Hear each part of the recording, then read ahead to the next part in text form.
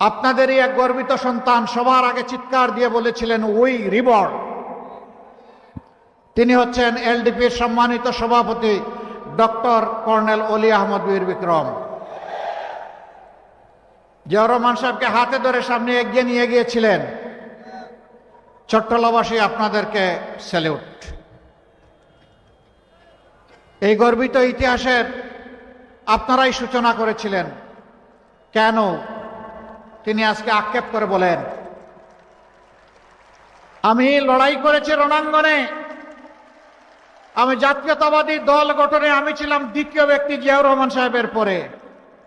তিনি এখন বলেন আমি এখন বিএনপিতে নাই, আমি থাকতে পারি না, কারণ এটি জিয়াউর রহমান সাহেবের বিএনপি নয়। তিনি বলেন এটি বেগম জিয়ারও বিএনপি নয়। তিনি আরেকটি কথা বলেন, সেটা আমি বলতে চাই না, তার মুখ থেকে আপনারা শুনে নেবেন।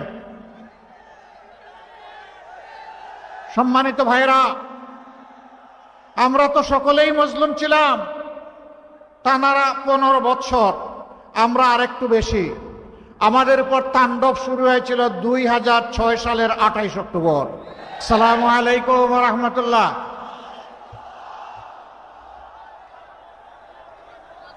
আপনারা গম আসেননি? আলহামদুলিল্লাহ, আলহামদুলিল্লাহ রাব্বিল আলামিন, ওয়াসসালাতু ওয়াসসালামু আলা রাসূলিহিল কারীম ওয়া আলা আলিহি ওয়া সাহবিহি ওয়া আহলি বাইতি আজমাইন। বীর চট্টলার এই বন্দরনগরীর উপকণ্ঠে আসন্ন নির্বাচনকে সামনে রেখে এখানকার 4টি আসন এবং পার্শ্ববর্তী খাগড়াছড়ি আসনের প্রার্থীদের সমর্থনে, গণভোটের সমর্থনে আজকের এই নির্বাচনী জনসভার সম্মানিত সভাপতি, চট্টগ্রাম মহানগরী বাংলাদেশ জামাতে ইসলামীর আমির জনাব নজরুল ইসলাম, মঞ্চে বসা বাংলাদেশ জামাতে ইসলামী এনসিপি, বাংলাদেশ খেলাফত মজলিস সহ সকল 11 দলীয় নির্বাচনী ঐক্যের কেন্দ্রীয় এবং স্থানীয় নেতৃবৃন্দ, বীর চট্টলার ভাই ও বোনেরা, শহীদ পরিবারের গর্বিত সদস্যবৃন্দ, জুলাই যোদ্ধাবৃন্দ, প্রশাসনের সম্মানিত সদস্যবৃন্দ এবং আমার সাংবাদিক বন্ধুগণ, আজকে সকাল থেকে শুরু করে এই অঞ্চলে আপনাদের সামনে এটি আমার 5মবার হাজির হওয়া। আমরা মহেশখালী থেকে শুরু করে এখানে এসে ঠেকেছি। দুটি কথা বলে ইনশাআল্লাহ আপনাদের পরে কিছু আমানত রেখে এখান থেকে আমি আপাতত আজকের মতো বিদায় নিতে চাই। এই বাংলাদেশ আমাদের প্রিয় জন্মভূমি। এই জন্মভূমির প্রতি ইঞ্চি মাটির পাহারাদারি করা আমাদের দায়িত্ব। এর আধা ইঞ্চি মাটিও ইনশাআল্লাহ আমরা কাউকে দেব না। জুলাই যোদ্ধারা বলেছিল জীবন দিব, জুলাই দিব না। আমরা তাদের সাথে সুর মিলিয়ে বলতেছি জীবন দিব, মাটি দেব না। কোনো আধিপত্যবাদ আর বাংলাদেশে মানা হবে না। বাংলাদেশ স্বাধীন দেশ হিসাবে মাথা উঁচু করে দাঁড়াবে ইনশাআল্লাহ। আমাদের যুব সমাজ তারা প্রমাণ করেছে দেশের যে কোনো মর্যাদা রক্ষার জন্য বুক চিতিয়ে লড়াই করতে তারা সর্বদা প্রস্তুত। চট্টগ্রাম মহানগরী শুধুমাত্র বন্দরনগরী নয়, শুধুমাত্র বাণিজ্যিক রাজধানী নয়, এটি এক সুদীর্ঘ সংগ্রামী ইতিহাস আর প্রতিরোধের রাজধানী। বাংলাদেশে 71 সালে স্বাধীনতার ঘোষণা এখান থেকেই হয়েছিল। আপনাদেরই এক গর্বিত সন্তান সবার আগে চিৎকার দিয়ে বলেছিলেন উই রিবর্ন। তিনি হচ্ছেন এলডিপির সম্মানিত সভাপতি ডক্টর কর্নেল অলি আহমদ বীর বিক্রম। জিয়াউর রহমান সাহেবকে হাতে ধরে সামনে এগিয়ে নিয়ে গিয়েছিলেন। চট্টলাবাসী আপনাদেরকে স্যালিউট। এই গর্বিত ইতিহাসের আপনারাই সূচনা করেছিলেন। কেন তিনি আজকে আক্ষেপ করে বলেন, আমি লড়াই করেছি রণাঙ্গনে। আমি জাতীয়তাবাদী দল গঠনে আমি ছিলাম দ্বিতীয় ব্যক্তি জিয়াউর রহমান সাহেবের পরে। তিনি এখন বলেন আমি এখন বিএনপিতে নাই, আমি থাকতে পারি না, কারণ এটি জিয়াউর রহমান সাহেবের বিএনপি নয়। তিনি বলেন এটি বেগম জিয়ারও বিএনপি নয়। তিনি আরেকটি কথা বলেন, সেটা আমি বলতে চাই না, তার মুখ থেকে আপনারা শুনে নেবেন। সম্মানিত ভাইরা, আমরা তো সকলেই মজলুম ছিলাম টানা 15 বছর, আমরা আরেকটু বেশি। আমাদের উপর তাণ্ডব শুরু হয়েছিল 2006 সালের 28 অক্টোবর। কষ্ট দিবেন না, চাঁদাবাজি বন্ধ করুন, অমুক আলম তমুক আলমের সাম্রাজ্যের পাহারাদারি বন্ধ করুন।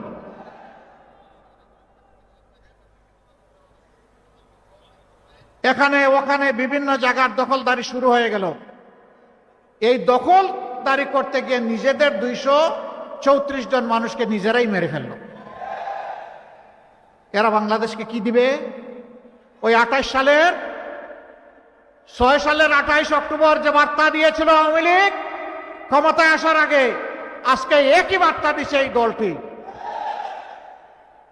সেই দলের নেতাদেরকে বারবার অনুরোধ করা সত্ত্বেও তারা শান্তির পথে, মানুষকে সম্মান, মানুষকে ভালোবাসার পথে তারা আসছেন না। এখন তারা লেগেছেন আমাদের পিছনে, আমাদের মা বোনদের পিছনে। এখানে একজন বোন বলে গেছে তাদের কিছু বৈশিষ্ট্যের কথা। তারা মা বোনদের গায়ে হাত দেয়, তারা হুমকি দেয় কাপড় খুলে ফেলবে। এরা কি মায়ের পেট থেকে জন্ম নেয় নাই? এরা যদি মায়ের পেট থেকে জন্ম নিয়ে থাকে তাহলে এদেরকে অনুরোধ করব, প্রথম তোমার মাকে সম্মান করো। তুমি যদি তোমার মাকে সম্মান করতে জানো তাহলে গোটা বাংলাদেশ এবং বিশ্বের সমস্ত মাকে তুমি সম্মান করতে পারবা। আর তোমার যদি সেই পারিবারিক শিক্ষা না থাকে তাইলে তুমি মানুষ নও। এটি আমার কথা নয়, এটি আল্লাহর কালামের কথা। কালানাম বালহুম আদাল্ল। এরা 4 পায়া জন্তুর মতো, বরঞ্চ তার চেয়ে নিকৃষ্ট। আমি কেন এর প্রতিবাদ করি? এখন আমার আইডি হ্যাক করে আমার নামে এত জঘন্য একটা বিষয় চালিয়ে দেওয়া হয়েছে। এখন বলবেন যে আপনার এই কলাটা খাইল কে? ঠাকুর ঘরে কে রে? ওই কলায় অর্ধেক কামড় দিয়ে বলে আমি কলা খাই না। হ্যাক করেছে হ্যাকার, তাও আলহামদুলিল্লাহ ইতিমধ্যে আবিষ্কার হয়ে গেছে কারা করেছে। এখন ওদের পিছনে কোন কালো হাত আছে সেইটাও আমরা আবিষ্কার করব ইনশাল্লাহ।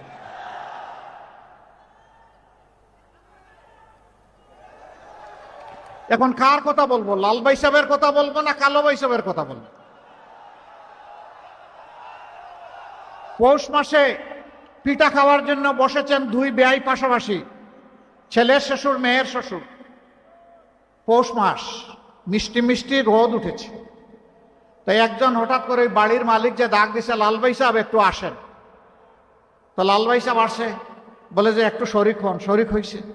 এখন আরেক ব্যয় যিনি এসেছেন তিনি হা করে লাল ভাই সাহেবের দিকে তাকাই আছে, খাওয়া দাওয়া ভুলে গেছে। উনি আর খাই নাই। তো ওই পাড়াপড়শি লোকটা চলে যাওয়ার পরে বাড়ির মালিক জিজ্ঞেস করলে, ব্যয় সাহেব কি হলো? আমার একজন লোককে ডেকে, এখানে আত্মীয়কে ডেকে আপনার সাথে খাইতে বসাইলাম, আপনি খাওয়া বন্ধ করে দিলেন। ওই যে আপনি যখন তারে লাল ভাই সাহেব বলে ডাকলেন, সে যখন এখানে আসলো, তার চেহারা দেখে আমি আল্লাহ শুকরিয়া আদায় করে বললাম, ইনি যদি লাল ভাই সাহেব হন তাইলে এই এলাকার কালো ভাই সাহেবের হালত কি?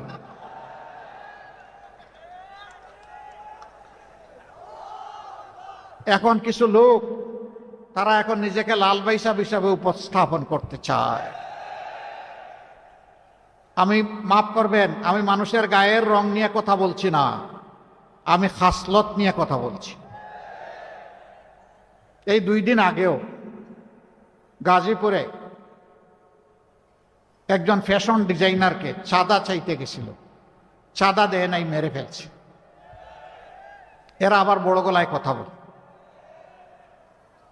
এরা যখন একসময় ক্ষমতায় ছিল ঢাকা বিশ্ববিদ্যালয়ের, আমি হলের নাম নেব না, ওগুলা সব আমাদের কলিজার টুকরা মেয়ে, সেখানে ঢুকে ওরা কি করেছিল আপনারা সবাই জানেন,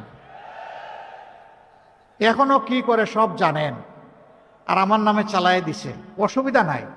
আল্লাহ রসুল সাল্লাল্লাহু আলাইহি সাল্লাম বলেছেন, কেউ যদি কারো নামে বানাওয়াট কোনো মিথ্যাচার করে, কোনো অপবাদ দেয়, আল্লাহ তার মাথার উপরে লানত হিসাবে এটাকে ফেরত দেবেন।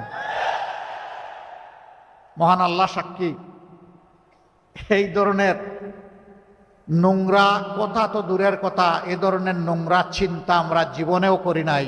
আমাদের মা বাপ এই শিক্ষা আমাদেরকে দেন নাই।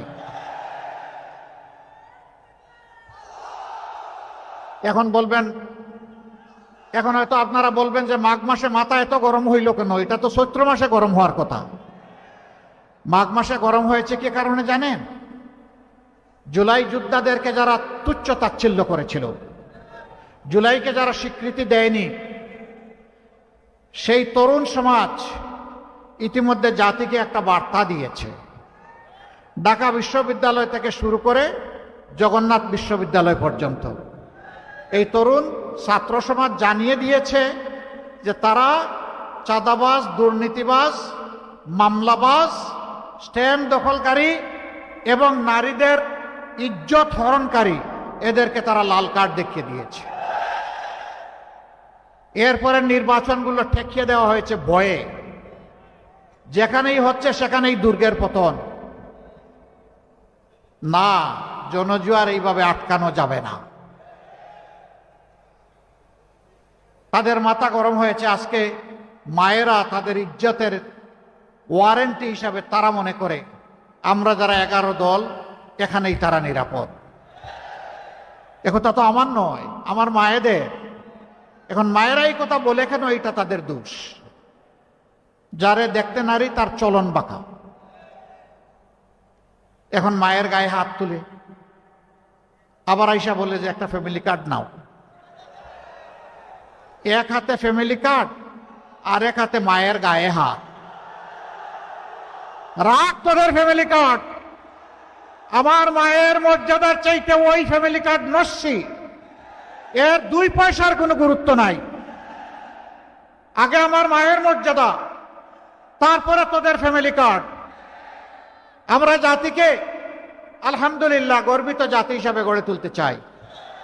কারো কার্ডের ধার এই জাতি ধারবে না ইনশাআল্লাহ। যে যুব সমাজ লড়াই করেছিল তাদের দাবি একটাই ছিল, উই ওয়ান্ট জাস্টিস। আমরা সমাজের সব ক্ষেত্রে আমাদের ন্যায্যটা চাই, জাতির সমস্ত নাগরিকদের ন্যায্যটা চাই। এই ন্যায্য দিতে যারা অস্বীকার করেছিল তাদেরকে খালি হাতে মোকাবিলা করে দুনিয়া থেকে, দেশ থেকে বিদায় করে দিয়েছে। সেই মায়ের সন্তানদেরকে ভয় দেখাইও না। আমাদের মায়েদের গায়ে আগুন হাত দিচ্ছ, আগুন জ্বলে উঠবে। আগুন, এই আগুন কেউ নিভাতে পারবে না। অপবাদ দিয়ে আমাদেরকে ঠেকাতে পারবে না। ভয় ভীতি দেখিয়ে আমাদের গতি স্তব্ধ করতে পারবে না। আলটিমেট মঞ্জিলে না যাওয়া পর্যন্ত ইনশাআল্লাহ আমরা থামবো না। আমাদের মঞ্জিল হচ্ছে ন্যায় ইনসাফের ভিত্তিতে, আল্লাহর দেওয়া বিধানের ভিত্তিতে এই বাংলাদেশকে একটি ইনসাফ ভিত্তিক দেশ হিসাবে গড়ে তোলা। এই যুব সমাজ কারো কাছে গিয়ে ভিক্ষা চায় নাই, দাবি জানায় নাই আমাদেরকে বেকার ভাতা দিবা কিনা। তারা বলেছে আমাদের হাতে কাজ দাও। কাজ করতে চাই, দেশ করতে চাই। আমরা কথা দিচ্ছি যুব সমাজ, আমরা ওই বেকার ভাতা দিয়ে তোমাদেরকে অসম্মানিত করব না। তোমাদেরকে শিক্ষা প্রশিক্ষণ দিয়ে তোমাদের হাতকে কারিগর, দেশ গড়ার কারিগর হিসাবে গড়ে তুলবো ইনশাআল্লাহ। এরপরে বলবো তোমার কাজটা তুমি নাও, আমার দেশটা আমাকে গড়ে দাও।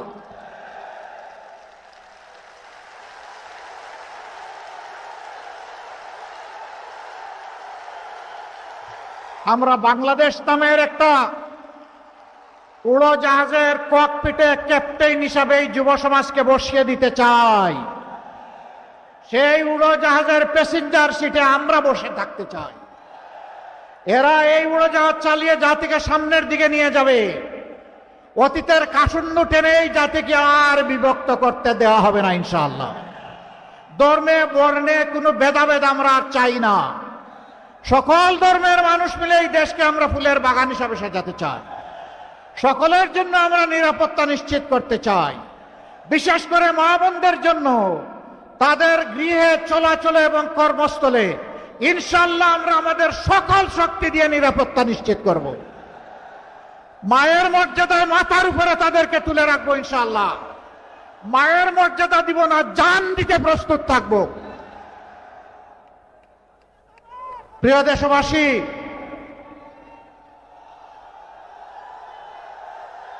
আগামীর সেই বাংলাদেশটা আমরা গড়ে তুলতে চাই। আমি আপনাদেরকে সাক্ষী রেখে চট্টলার এই উন্মুক্ত ময়দানে আজকে ঘোষণা দিচ্ছি, আমি জামাতে ইসলামের ছোট্ট এক দায়িত্বশীল, কিন্তু আমি জামাতে ইসলামের বিজয় চাই না। আমি এদেশে 18 কোটি মানুষের বিজয় চাই। 18 কোটি মানুষের যেদিন মুক্তি আসবে সেদিন আমাদের সমস্ত কার্যক্রম সফলতা পাবে ইনশাআল্লাহ। আপনারা এই মুক্তির মিছিলে থাকবেন। আপনারা তো সমুদ্র পারের মানুষ, আপনারা কি সমুদ্রের জলোচ্ছ্বাসকে ভয় পান, ঢেউকে ভয় পান? এই ভয়কে যারা জয় করেছে 12 তারিখে তারা জয় করবে ইনশাআল্লাহ। 12 তারিখের দুটি বুট, কয়টা বুট? একটা বুট হচ্ছে জুলাইকে বুকে আঁকড়ে ধরার জন্য হা বুট। জুলাই আছে তো 26-এর ইলেকশন আছে। জুলাই যেখানে নাই 26-এ কোনো নির্বাচন নাই। যারা জুলাই মানে না তাদের জন্য আবার কিসের এখন নির্বাচন? যারা জুলাইকে ঐতিহ্যের সাথে বুকে ধারণ করে ভালোবাসা দিয়ে শ্রদ্ধা দিয়ে নির্বাচন তাদের জন্য। হ্যাঁ, ঠেলা খাইলে নাকি বাবাও ঠিক হয়।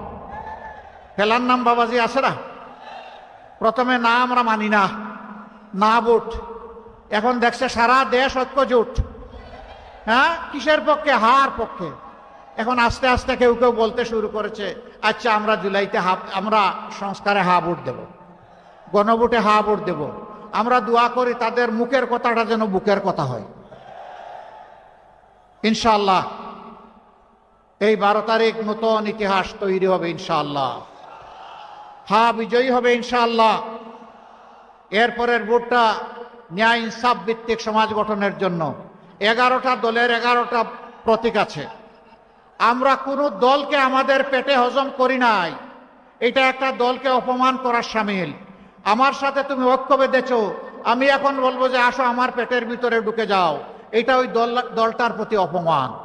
আমরা এটা করি নাই। সব দল আমরা নিজের প্রতীকে নির্বাচন করছি আলহামদুলিল্লাহ।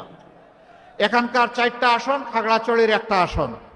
এই 5টা আসন মেহরবানি করে চট্টলাবাসী আমাদেরকে উপহার দিন। আমাদেরকে বলতে জামাতে ইসলামীকে না, 18 কোটি মানুষকে উপহার দিন। আমরা 18 কোটি মানুষের কণ্ঠ। আমরা পুত্রহারা মায়ের কণ্ঠ, পুত্রহারা বাবার কণ্ঠ, স্বামীহারা স্ত্রীর কণ্ঠ, বাবাহারা এতিম সন্তানের কণ্ঠ, আয়না করে বন্দী হওয়া লোকগুলার কণ্ঠ, মায়ের ইজ্জত যার হারিয়েছেন সেই মাদের কণ্ঠ আমরা। আমাদেরকে মেহরবানি করে আপনাদের ভোটগুলা দিন। আমরা কথা দিচ্ছি ইনশাআল্লাহ তাআলা আযীম আমাদের উপর আস্থার প্রতিদান আমাদের সমস্ত শক্তি দিয়ে আমরা দেব ইনশাআল্লাহ। চট্টলাবাসী, এখানে অনেক ব্যাপার আছে। এটাকে গর্বের চট্টলা হিসাবে গড়ে তোলার প্রয়োজন আছে। অনেকেই আক্ষেপ করে বলেছে নামে বাণিজ্য রাজধানী, কিন্তু কাজে এটা অন্য কিছু, ফকফকা। কিছু মানুষ যুগ যুগ ধরে এই বন্দরকে বিক্রি করে কপাল বানিয়েছে। আগামীতে এই সুযোগ আর দেওয়া হবে না ইনশাআল্লাহ। জনগণের বন্দর জনগণের হবে ইনশাআল্লাহ। প্রিয় ভাইরা, আপনারা এই প্রতীকগুলোর পক্ষে থাকবেন। আমার একটা অনুরোধ, যেখানে যে প্রতীক আমরা যার হাতে তুলে দেব তার পক্ষেই জাপায় পড়বেন ইনশাআল্লাহ। আমরা সবাই মিলে এখন থেকে মনে করবেন একটা মাত্র দল। প্রতীক যেটাই হোক, দল আমাদের একটা মনে করেই আমাদেরকে লড়তে হবে ইনশাআল্লাহ। এই লড়াইয়ে আমার বিজয় হবে ইনশাআল্লাহ তাআলা। আমরাই বিজয়ী হব, 18 কোটি মানুষের বিজয় হবে ইনশাআল্লাহ।